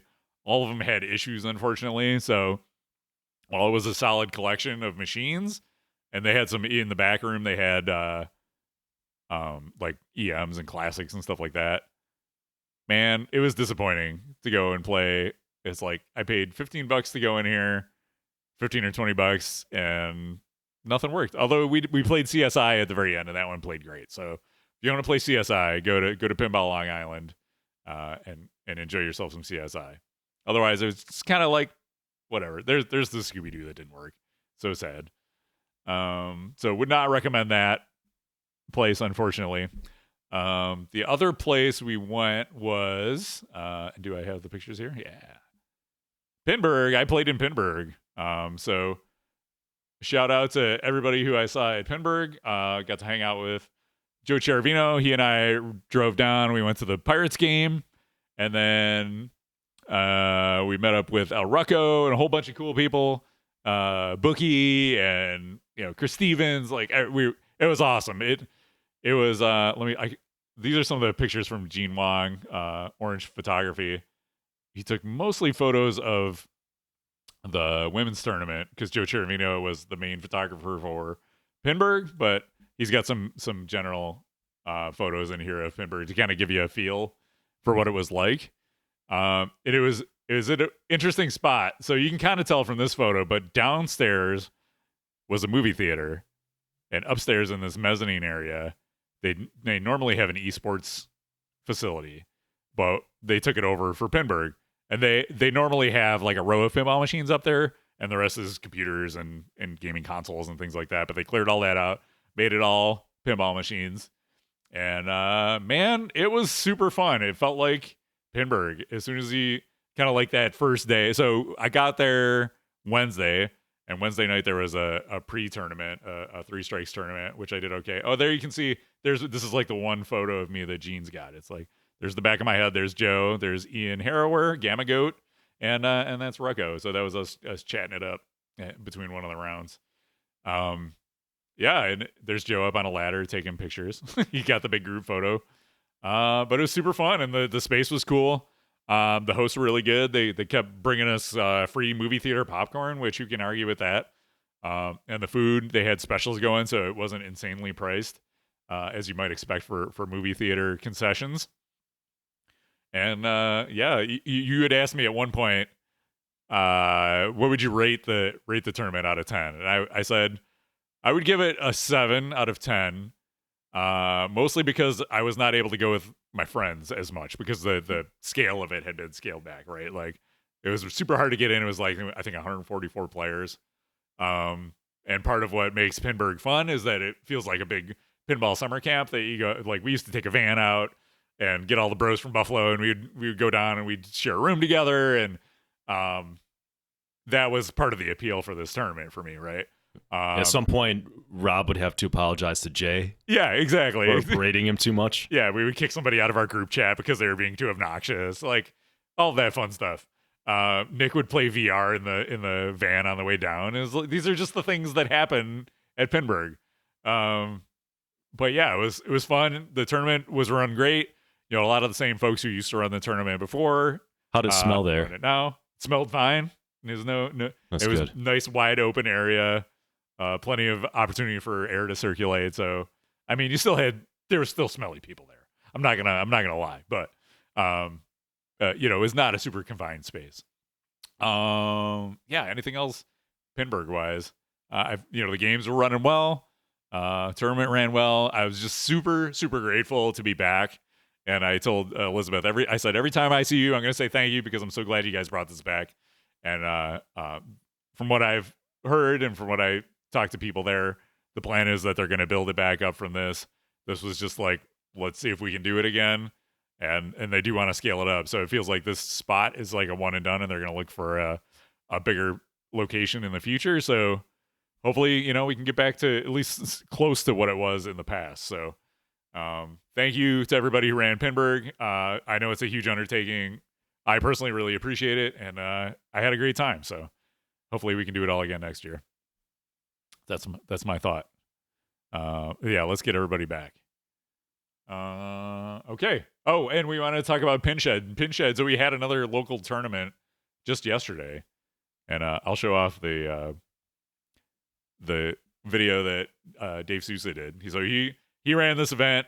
Shout out to Christy and Scott who hosted it at their spot. They have a shed full of pinball machines, including this amazing hard body that you're seeing right there. But yeah, mostly like ass kicker old classics, and there's also a Halloween. So it made for a super fun day. The weather was really nice. We got to hang out outside. They had awesome snacks and pizza and like all sorts of good stuff. So this was like super chill summer tournament. enjoying the weather outside in Buffalo while also playing some good kick-ass old EMs and solid states. So, and shout out to Patrick for taking first place in the A division. Nice work, Patrick. Yeah. That kind of. What are your thoughts on the PinShed? No, it's a lot of fun. It's nice to do a local tournament in the summertime, and good on them for not running a 12-hour tournament. That's huge. There's a sweet spot of fun. And I also think, speaking of the sweet spot of fun, I'm starting to realize I like small to mid-sized tournaments the best. Because when you have tournaments with the best players, I mean, it usually takes long. I mean Pinburgh is always fun, but sometimes they bastardize the machine so much that it's not even fun, right? Like, because they've got to account for, like, oh, this guy's number 5 in the world, so we've got to make it where we're going to not even have any posts in the game. You don't have to do this in the smaller mid-sized tournaments, and you can still have a fast-flowing, fun tournament that moves on time and is fair. So yeah, I'm a huge fan of that. That's my sweet spot these days in terms of having fun at tournaments. With that said, I hope to go to Pinburgh next year. Yeah. Well, the nice thing about Pinburgh is that it's got the division system, right? So, like, you play everybody on day 1, and then day 2 you play with your people. So you don't have to worry about battling it out against the top 10 players in the world. And it's also run on time. Like, you know your schedule. You get plenty of breaks. That's part of the appeal of that tournament, right? No, I'm talking about the I don't want to get into this, but yeah, making games too hard, with like some of the things you have to do to the game. Yeah. That, you know, ridiculous tilts or just flat out removing posts, right? Like, it gets to a level of almost absurdity sometimes. Like, we saw some of that at the Pinburgh tournament. Yeah. At Pinburgh, with Labyrinth in particular, they made that game super hard, which was like, sure, you need to make it hard otherwise because you got to keep to the schedule, and they plan all that out, and they do a great job of that. But it's also like Barrels of Fun was trying to showcase this game, and if it's playing brutal and showing that way on the streams, then I don't know if that's really a great showcase for that game, because it is fun. Like, I enjoy playing James's when we go out there, but yeah, it's like you end up like playing in this small little tiny portion of the pinball machine. Like, okay, what can I do? What is it? It's maybe I can get a multi-ball going. There's this one mode that's a multi-ball, so I want to do that to get some points up, and then maybe I can survive long enough to win. So yeah, I agree. But I actually felt most of the Pinburgh games were set up fairly. Some of them, yes, were stupid hard, but the general consensus was that, like, you could play them, which was good. Yeah, and to be totally fair, I mean, look, it's not easy to get it right. Like, it's hard. But it's even going to be worse when you're playing in a big tournament and, like, the best players are there. Then, like, it gets to a level where it's not fun too. Yeah, it can definitely devolve into that. Yeah, you have to there all night. Yeah. Yeah, so that's that. Hence, again, I think I found my sweet spot in life. Yeah, absolutely. All right, let's go through some Nick Lane gamer updates. Is Pulp Fiction a baby game? So we kind of got to the bottom of this in the last month. Yeah, it's an interesting thing. So if you haven't seen that portion of the discussion, you might be a little bit lost. Won't spend really much time recapping because we got to get going here. But Pulp Fiction is not a baby game. Okay, I want to answer that. It's not. So here's what happened. I beat Pulp Fiction on location in Vegas, right? And then I was surprised. Like, I was having a great game. Don't get me wrong. I was keeping the ball alive and plowing through it. I posted on Pinside, and I was just like, hey, this is like my, third time playing this game on this location. I've probably played the game less than 10 times. Is it that easy? I beat it, and people went nuts and attacked me, right? Like Josh was all over me. Everybody in the thread was all over me, and like, it was a legit question because I didn't own the game at that time, and I was waiting to buy the game. I was confused by the scenario. So there was a little controversy. We talked about it on the last podcast, and thankfully the owner of the games in this Vegas location, I can't remember what it is right now, I apologize, but he heard it, or somebody told him about the podcast, and he went in and he verified my score. He's like, I did get to Divine Intervention, so I did beat the game. He posted it on that thread. Josh was like, congrats, and all that. And then like an hour or 2 hours later, he's like, oh, I looked at the settings and I had that game in my house and I had it on easy and I forgot to change it back after I moved it to location. So, yes, I beat it. However, I beat it on easy, which I don't really consider beating it. And yes, I was right that I knew something didn't add up. So I feel like everybody's kind of happy in that situation, right? Like the integrity of the game is there. I wasn't lying or bullshitting, and the game wasn't broken. I legit got through it, but it was on easy, and I don't count that. So I'm happy as an owner because I don't want to. I've not technically beaten the game on the regular settings yet, so I'm really happy with it. I can't wait to do a review of this game. I think this game might be my favorite game of all time right now. I absolutely love it. It's a work of art. If you like Pulp Fiction, I think, and you like pinball, man, go out and buy this game. They did such a good job. I think the rules are excellent on it. It's the right level of challenge. We'll talk about that more next time. Yeah, I think this is going to be one of those games that there's going to be a lot of them around though, because they sold really well, and I think everybody who like really wants their LE also probably went and bought the standard edition because they get impatient, and when they get their LEs, they're going to sell their standard editions, and they're going to be cheap. That's my long-term plan for this game. Yeah, buy it. Great game. Okay, so Pulp Fiction impressions. I think we got to move on. I just said go buy the game. We'll review it. Hopefully next time. That's the goal. Yeah. And Goose, we got to do a bro show on it, Kevin. I don't know when the hell, but that's the next bro show we do. We'll be on Pulp Fiction that'd be super at my fun, house. Yeah. Some other things I did. I just want to shout out to Ocelot Brewing, which I mentioned earlier in the show. And it's no stranger that I've been traveling a lot, and as a matter of fact, I actually saw RLM when I was in an airport last month. I live in airports now. But on one of my travels, I was down in Nashville, and I got to take some time off, and I played in an event down there at a pinball bar called No Quarter, which is owned by Seth. Was talking to him a little bit. Great guy. Really like what he's doing. This pinball bar is awesome. Go check it out. Absolutely loved it. Killer jukebox, pinball machines all over. Great variety of machines. Great people playing in the tournament. Had a blast. It was run by Sarah Yoder, I think is how you say her name. She runs a women's pinball, but they had kind of an open event for everybody. There's like 55 plus people playing in there. At one point, after half of the rounds at 8 rounds, there was 16 rounds. It was a long day, but I wasn't doing anything else, so I was happy. I actually looked up at the screen, and at the break, I noticed I was in second, and then I fucked with my head, and I did manage to get to the playoffs in the top 16 and ended up finishing 11th. I was exhausted going into it because I was working a conference all week. That week that I was down there. But again, one of my favorite things these days is when I am traveling, just to go and play pinball at different places, especially if I can do a pinball tournament and meet people. And then the other person I met was Eric Klotz, and Eric, nice guy, was talking to me. He was one of 4 people that worked on this custom saw machine. And I'm not like huge into pin brews or whatever, but it was very impressive. Like if you didn't know any better and you saw that game, it looks so well done that you would think that pinball manufacturer, it was a commercial release. They've won some awards for it. They had it there.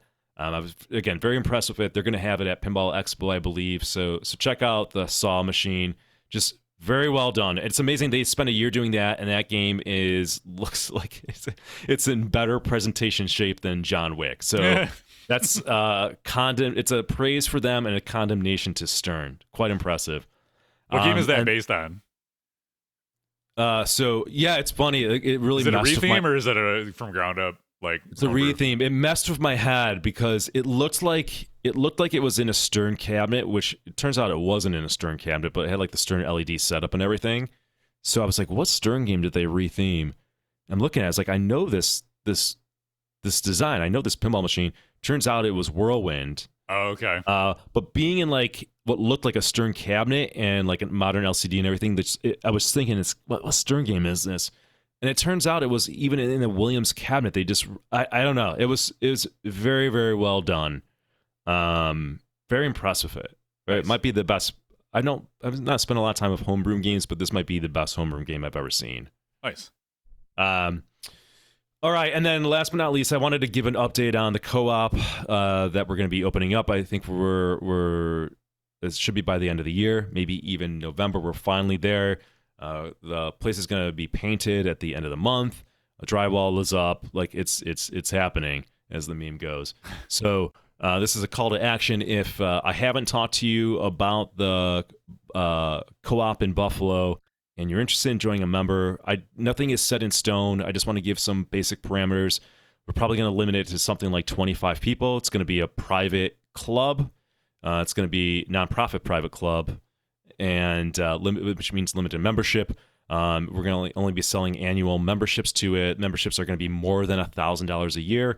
And if you're in the Buffalo area and you're interested in learning more or possibly joining as a member right when we open up, reach out to me. I don't have an address yet. The co-op will have its own website, have its own address and all that. But in light of that, reach out to me at buffalopinball@gmail.com. I'm happy to hop on a phone conversation with you or keep you on the list so I can let you know more about it as we go on. I'm very, very, very pumped and excited for this. We'll release more video on it. Once we're ready to go, I'll share that with everybody on the stream and drive membership. I think it's going to be something special. I couldn't be more excited. This is like just a huge passion project right now. So yeah, reach out to me, hit me up. Let me know if you're interested, and I can talk more on a one-on-one basis. Let me know also where you're located, because I don't want somebody from Florida reaching out and wasting my time talking to that person. So really kind of people who are realistically want to be a member and I have not talked to already. Yeah, this is not your chance to get like one-on-one quality time with Nick. It is not. It is not. I mean, it will be if you're legit, but yeah. Awesome. All right, that's it. Let's it's time for our review of Jaws, and we have a little intro for that, so let's go with that. Let's go. I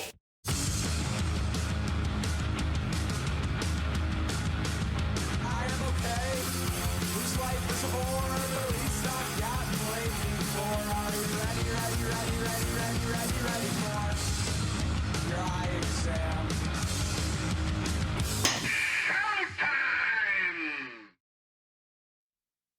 All right, it's time to talk about Jaws, released by Stern Pinball just this year, 2024. If you're listening in the future, it is 2024 when we're talking about this. Game design by Keith Elwin, mechanics by Harrison Drake, software by Rick Nagel, artwork by Michael Bernard, and sound by Jerry Thompson. Pricing at launch is $7,000 on the Pro, $9,700 for the Premium, or $13,000 for the LE. Nick, I'll let you take you're an owner of this game, so why don't you kick it off with rules, and I'll chime in where it makes sense. Sure. So backstory on this before I get into rules is I never even saw the movie Jaws before getting this game. It wasn't on my radar. I saw the video of it when Keith was playing through it when the game was announced. I kind of moved on. I watched it for 5 minutes and did not have any intention of getting this game. Ended up playing it at Pinburgh, and after just one or two games was like, I love how this game shoots. I think I need to own it. Played it more, and then immediately placed an order with Zach through Flipping Out Pinball, ladies and gentlemen. FlippingOutPinball.com. So, yeah, I mean, that to me, that's a testament of that it's a good pinball machine, right? Maybe even great. Rules-wise, it's got the team that Keith Elman has been working with, I think, maybe since his first game. And obviously, so you know it's going to be a high-quality game in terms of rules. Plenty to do there, packed with plenty of things. It's a mode-based game. 5 or 6 modes. You hit the boat, start modes, play through the modes. It's got some other things that you need to do to get through the game, such as battling sharks. So I don't know if you want to call that a mode or not, but the way you start that is similar to Led Zeppelin. If you played that game, where it's like you hit you hit like 80 spinners, you hit the chum bucket 5 times, hit the boat, and then you'll start that multi-ball and battle the shark.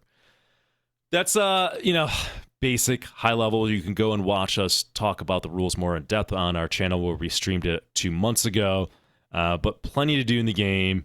Plenty of strategy, I guess, in terms of how you approach it. It's got some cool things like getting the shark fin to come up and rolling over a number of switches to hit the shark fin and get multiplied points. It's got collecting gear. You can buy or you can sell the gear for points or keep it, which will give you perks.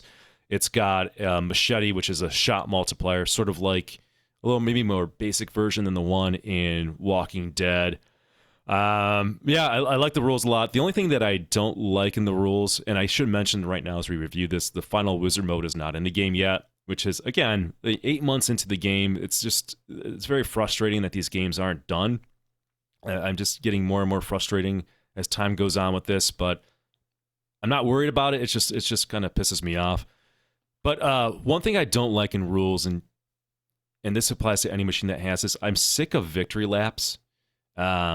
After you beat a shark mode, you get to do victory laps, and the thing about victory laps is that usually the points involved in a victory lap is immaterial to kind of your final score. The only way I can see it making a difference is if you're playing in a tournament and getting 1 million, 2 million points here matters, but really just slows down the progress of the game and it makes these games longer than they need to be. So I am anti-victory laps. This game has at least 1 or 2 occasion of victory laps. It also has a thing in Pinball, which I don't like at all, that they do a lot in like Godzilla, and this is what this rule design team does, and I mean other people do it as well, is they have like this long ball save where you can kind of play for a couple minutes sometimes, it feels like. It's not like a normal 30-second multi-ball save, which I have no contention with. It's like you can't lose, because you get to like a mini wizard mode and they let you play for a long time.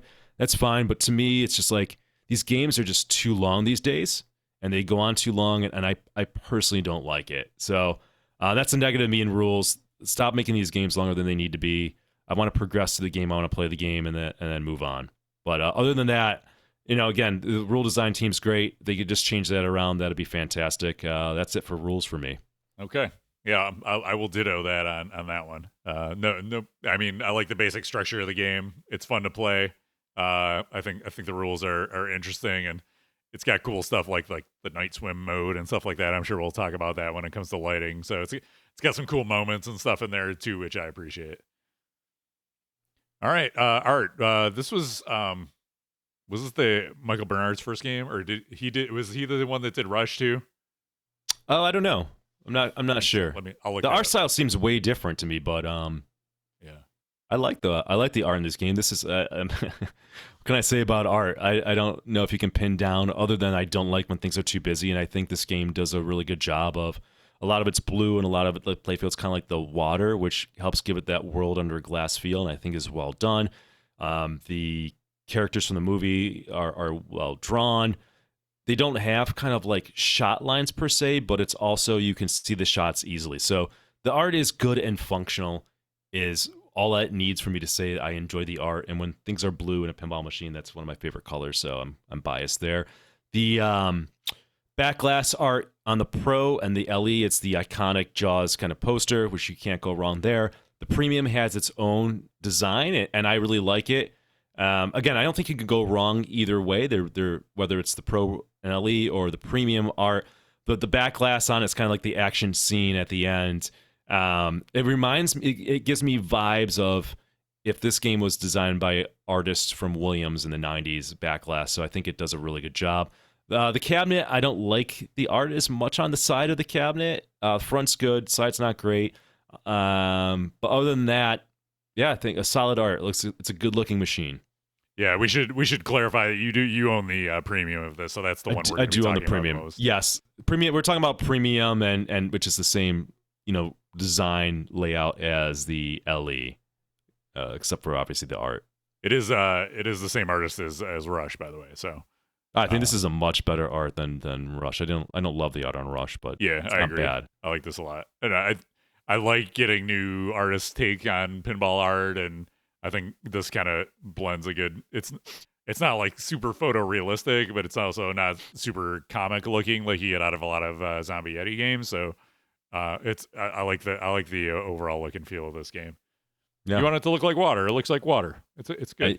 World under glass, right? That's like right. Not too busy, but plenty of detail. Like this guy is a good pinball artist, right? Like that's a good example of kind of like the overall look and feel of the game, right? Yep. It tells you what you need. You want to look at the art, and it needs to be functional.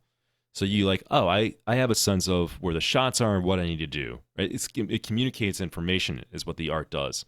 And you want it to look good. So it's a balance. I mean, there's an art to the art. The art's of doing pinball art. And he does a fantastic job. Agreed. All right, sound. What do you think of the sound? So you guys, the John Williams score. So it does a good job of conveying the sound of Jaws. It's got dialogue and clips from the movie. So yeah, the sound gets it done. It's good.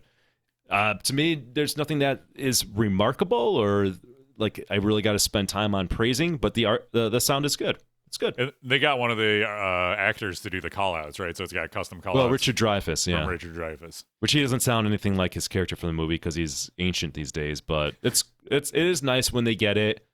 It's fine. He does a good enough job. Not amazing, but it's nice. I'm glad when they get the actor from the movie. It's on theme. I remember they posted a promo clip of him recording the callouts, and he sounded very much like he was just kind of like running through the motions. He wasn't super into it. But it is. I mean, I guess it beats having an impersonator, just like the Walking Dead hillbilly guy doing it again or something. When you compare it that way, yeah.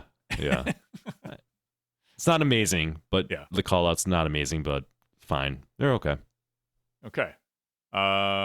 Toys. So that's one of the big differences on the premium on this game versus the pro are the toys, specifically the upper playfield, right, and the shark. Yeah, I think this is a case of if you're thinking about pro or premium and LE, I would definitely get the premium or LE.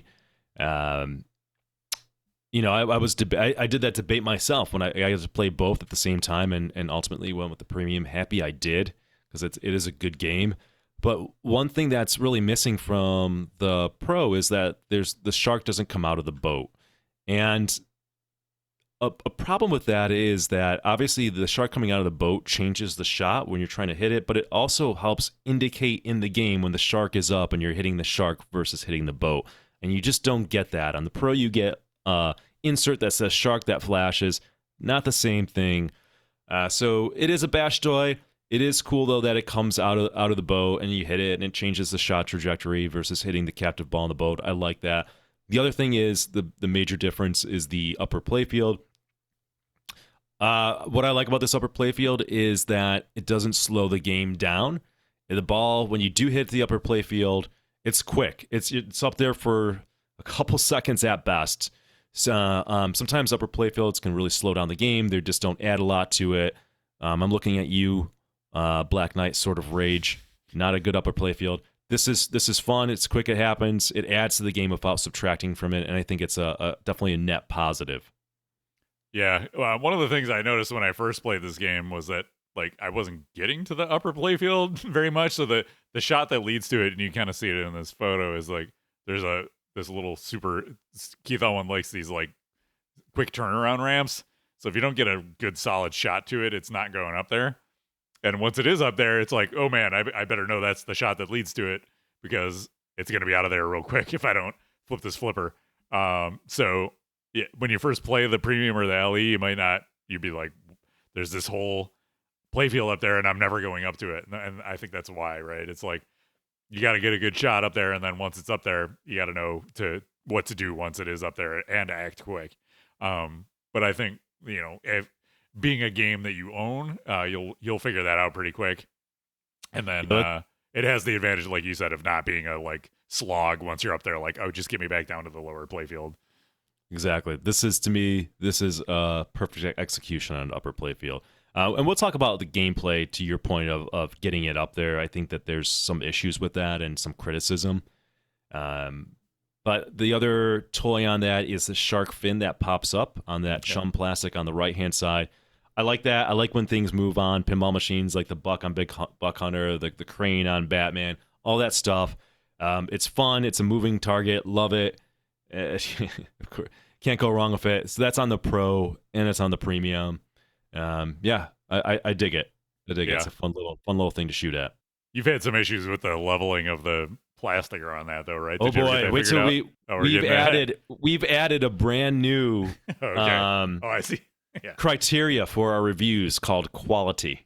Okay. And this game inspired it. Okay. So we were gonna get that. We're factoring in quality issues.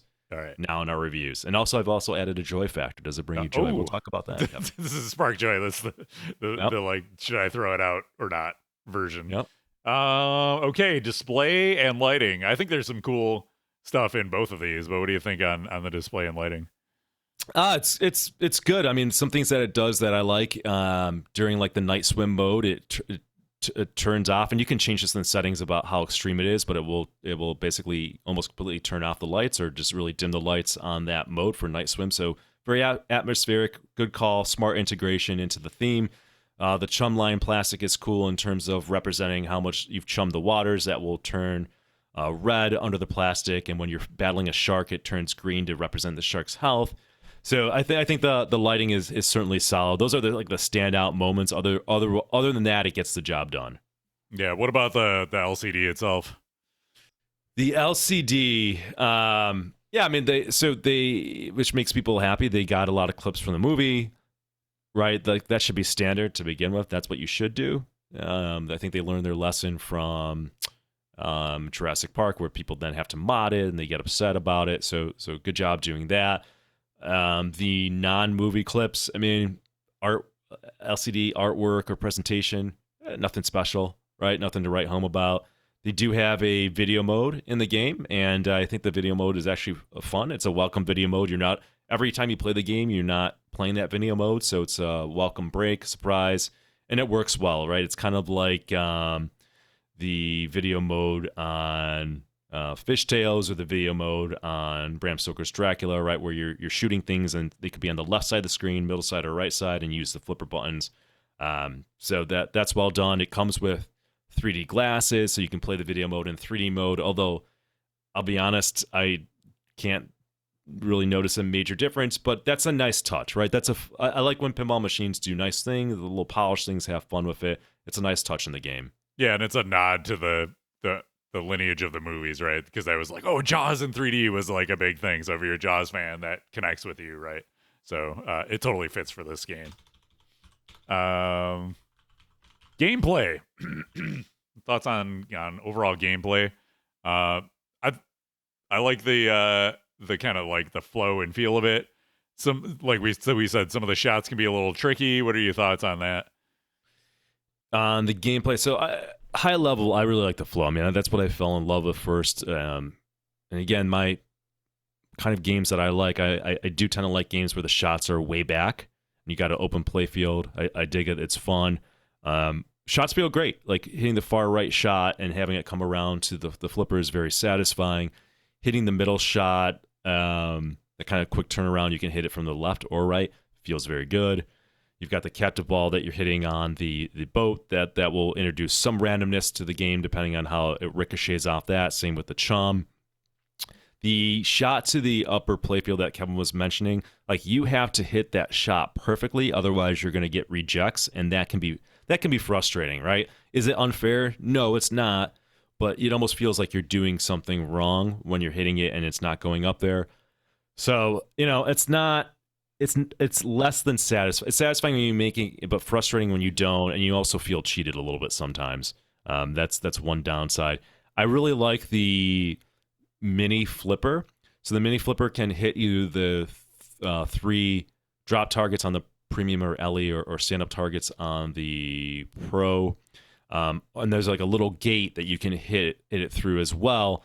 And when you hit the ball through that little gate, then it goes up these switches, and the more switches that you hit makes the shark fin more valuable when it comes down if you make contact with it. So that is called a quick shot multiplier. That's a really fun shot. And in addition to that, this game, I almost forgot about it. It's got like the flip lock. So you can cradle the ball on the mini flipper, and you get to, I think, like once per ball, or you can unlock rewards that let you do it more often. But you can, if the button's flashing green and you're cradling the ball, it will, during multi-ball, it will keep that ball cradled for you without the need to hold down the flipper for a set period of time. So again, nice rule, inventive, a lot going on with that mini flipper, and I just really like the design of this game. This design of this game has, like, you can call it a fan layout, but it does enough things to stand out and be unique and be interesting. And then the other thing, the shot that I really like, although we're going to get to it in quality, is that the real shot. So the real shot is the one that's close to the right orbit. It's just to the left of it. There's a reel up there. It spins it around. And if your game is working correctly, it will, when it comes out of that, it will shoot the ball over to the mini flipper. That's a very fun and satisfying shot when it works.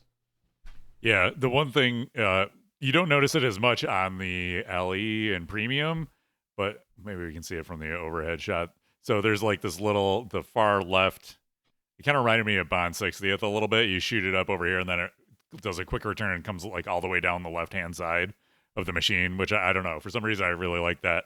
Yeah, that shot. It's just kind of a cool, quick turnaround. It feels a little old school, like early solid state to me, which I kind of dig. that he's bringing elements of some of that other stuff. The other you could tell like Keith is like, oh, I really like this from that machine. I really like that from that machine. Like the mini flipper reminds me of Roadshow, but on the other side where you can kind of trap it up like that. But then he takes it and he implements it in a new and different way. So it's like recognizing the things that are great and really work, but doing them in an interesting and inventive new way. Yeah, this is my favorite Keith Alwyn design game. It really is. It's a lot of every time I play it and I'm hitting the shot, shooting it. I'm having fun. Nice. Last ability. Where do you see this game lasting? Do you see it being a keeper for a while? Yeah, it's definitely a keeper for a while, right? Like it's my favorite Keith game. I like it better than Godzilla for sure. I think it's just more fun. I think the shots work better. I think it works well. Yeah, no hurry or rush to get rid of or sell this game. Right, it's gonna last as long as pretty much any game in my collection would. Have you gotten anywhere near where like the video mode or the wizard mode's not in there yet? But have you gotten close to where it is? I think that what slows down the game or the challenge of getting through or to the end is hunting all the sharks. That's pretty hard to do because you can't make progress during multi-ball. So I've gotten to like all the mini wizard ones. Again, where the games start. I'm starting to get a migraine. This sucks, but the games start to feel the same after a while in terms of where I get. But I can only get like one or two sharks usually in a game. Like getting the third or fourth one is a challenge. So I'm wondering if they're going to make that easier. Now I'm not asking them to. I'm fine with where it is and having a monster game, right, and beating it. So it's good where the rules are right now. But that's where it kind of gets into a slog. And I can see that's where you're kind of like one of the last thing you're trying to chase and just doing that. Yeah. Okay. Yeah, that makes sense. All right, let's talk quality. Our new category here. All right, so quality. This is where I'm going to dock this game some points for sure. I'm very, very, very, very frustrated with this game. So there's a couple issues with the game. My major issue is on that chum plastic. It seems that universally everybody's having this problem to various degrees. That chum plastic is on the right side of the thing. It's a plastic in the playfield, and the ball tends to skip and hop over it for maybe various reasons, right? And it's not leveled perfectly. Now, the user can try to level it better, but even then, there are theories that when the ball rolls over the plastic dips down a little bit, so then when it hits the part of the plastic that's cut for the shark fin to roll over, that it actually kind of turns into a ramp and flies after that. So it gets to be air balls galore. Which sucks because when I had the game, the ball's flying all over. I'm like, this is going to not only can I not make the shot to the reel, but I'm going to break some plastics in the process. So people have attempted to fix this issue. One of the solution was somebody like there's multiple solutions. People have stuck like rubber underneath the chum line plastic so it won't flex as much. There's a couple mods on PinShed. I picked up one of the more popular ones, and I struggle to actually say that it actually made a difference. Maybe it's gotten a little bit better, but I still get air balls. I think the best solution right now is from Dr. Ben Crane. He sells this like chum plastic protector that sits above it. It's clear, so if you do get an air ball, at least the ball's not going to fly around and like break plastics. That was the biggest thing for me. But that shot is, even despite all that, despite spending over $40 in mods, Dave Sousa did a 3D printed plastic to see if that would be a better solution. That shot is still not smooth and still kind of rattles around. The other shot on the game is also related to the reel. Even when you get it in the reel, when it exits, it's supposed to smoothly go out to that right mini flipper. It doesn't do that on a lot of games, so people have had to go in and bend the metal rail guides there to get it to work. I've spent so much time with the chum plastic, I haven't even attempted that fix yet. So that's next for me to try to play around with and start bending rail guides so it will feed smoothly over there.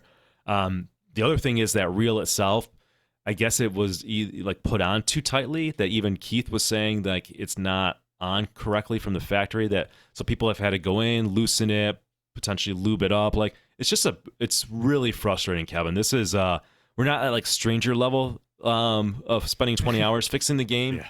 But this game is, because of these issues, it's hindered progress on the game because that's an important shot to hit. So that's usually why I have trouble progressing, because that shot's not smooth and I get interrupted when I should have been able to make that shot safely. So you're going to have to, if you want the game playing like it should, right now, you're going to have to spend some time on it, which is annoying. Are all these things hard to do? I mean, not necessarily, but it is a pain in the ass. It is annoying. I don't want to take off the reel without like having Matt come over or somebody helping me do it, because I don't want to mess it up more. It's just really disappointing, and Stern doesn't like this when I say it, but Stern, they must not care, because it's leaving the factory like this. This is an important shot in the game where people are having to solve on their own. I bought my game 4 months after it came out, and this problem still exists. They haven't corrected it. They haven't released a fix for it. They had to have known it exists, and they said, we're going to ship it anyway and just pass on the problem to the customer. So I'm just really getting sick of this shit at this point in time. Very disappointing. I feel bad for the team that designs this game, and this is the way the games are getting sent out, because it's not a good representation of what the game can and should be. So yeah, I mean, like, you know, everybody seems to, like, even if all these fixes, there's still some airballs. They've like mitigated it, or maybe they fix it 95%, but there should be 0 airballs, period. Yeah, I mean, I was asking Carl about like that shot to the upper playfield, and he's like, "Oh, I had to change the coil stops, the coil sleeves. I got fans for the game. I had to turn the strength of the flipper all the way up. I had to gap the EUS." Like, it's like, Jesus Christ, God, guys, dude. let's just fucking make a game where the user doesn't have to do this. Like, it sucks, man. These things are not cheap.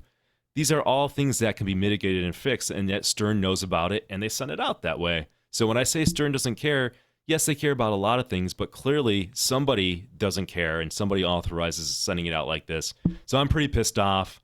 Again, I'm waiting. Stern needs to send out a fix for the chum line. It's unacceptable that the user has to deal with this. It's unacceptable that plastics might break.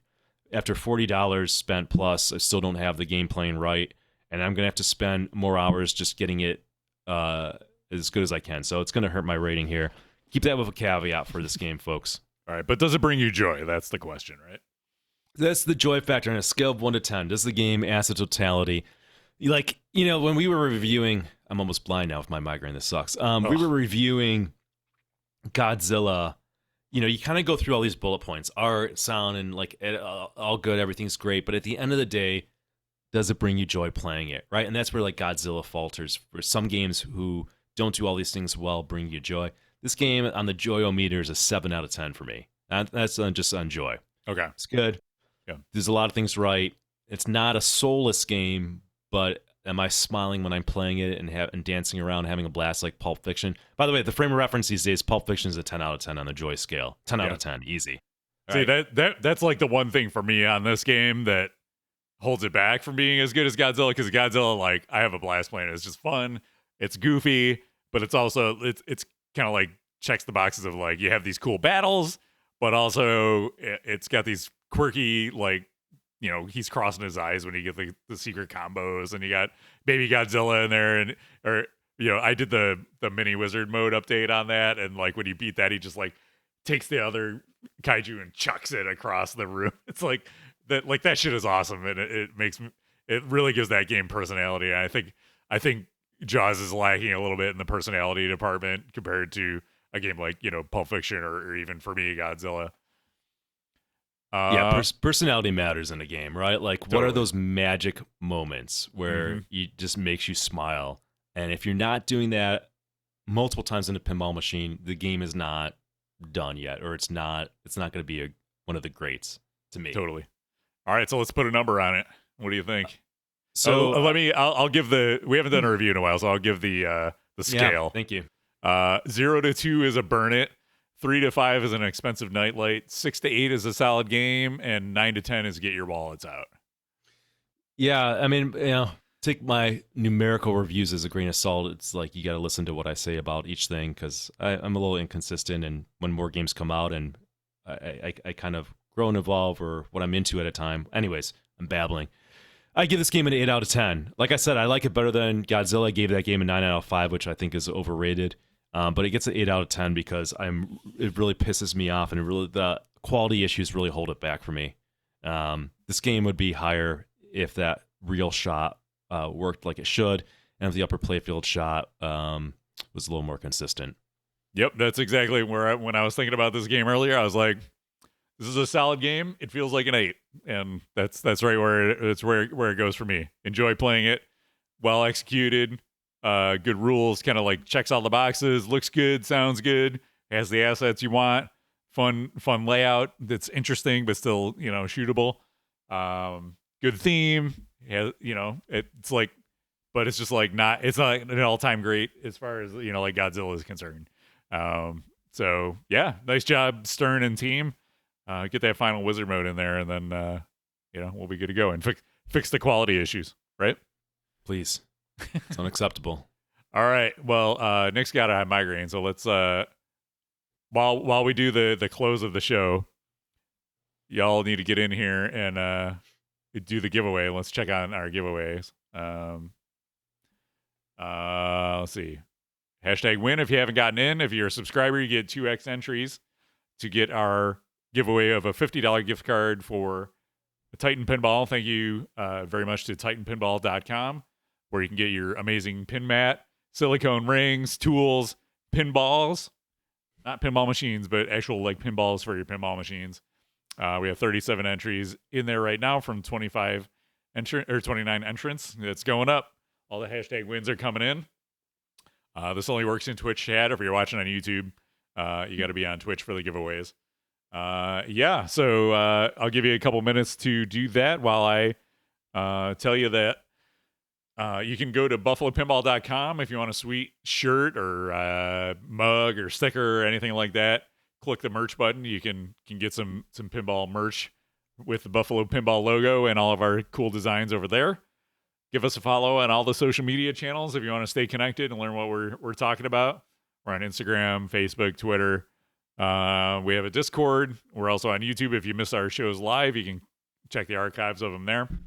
Tons and tons of years of worth of streams and games, all sorts of different games, everything from Hard Body to Big Bang Bar. We've got videos on all of them on our YouTube channel, so check those all out. Email us, talkpinball@gmail.com if you want to leave some feedback. Let us know more about, you got some thoughts on the things we've talked about here. Talkpinball@gmail.com is the place to do it. If you want to support the channel, you can subscribe to us on Twitch. Use your Amazon Prime every month, and you'll get a free entry, a double entry to our giveaways like this one from Titan Pinball. We have a PayPal, buffalopinball@gmail.com if you want to support us that way, or you can drop a review on your podcast platform of choice. All right, so with that said, let's go ahead and pull our winner. We're going to draw an entrant. It's AFX. AFX, congratulations. You have been selected for the giveaway for Titan Pinball. AFX, I just need you to give it the okay in chat. And yeah, there you go. We got a woohoo. I'm going to count that as an accept. So I will send you a whisper on Twitch. We'll just need your email address, and we'll get it over to Eric at Titan, and he will hook you up. All right. Until next month, have a great one. When I get, hopefully this month, I'll be getting my my Princess Bride. As soon as that comes in, we're going to be doing a stream of that. And I look forward to sharing that with all of you. So take care. Nick, hope you feel better, buddy. Thanks. We'll see you guys. Thanks for tuning in. And we'll see you next time. Take care.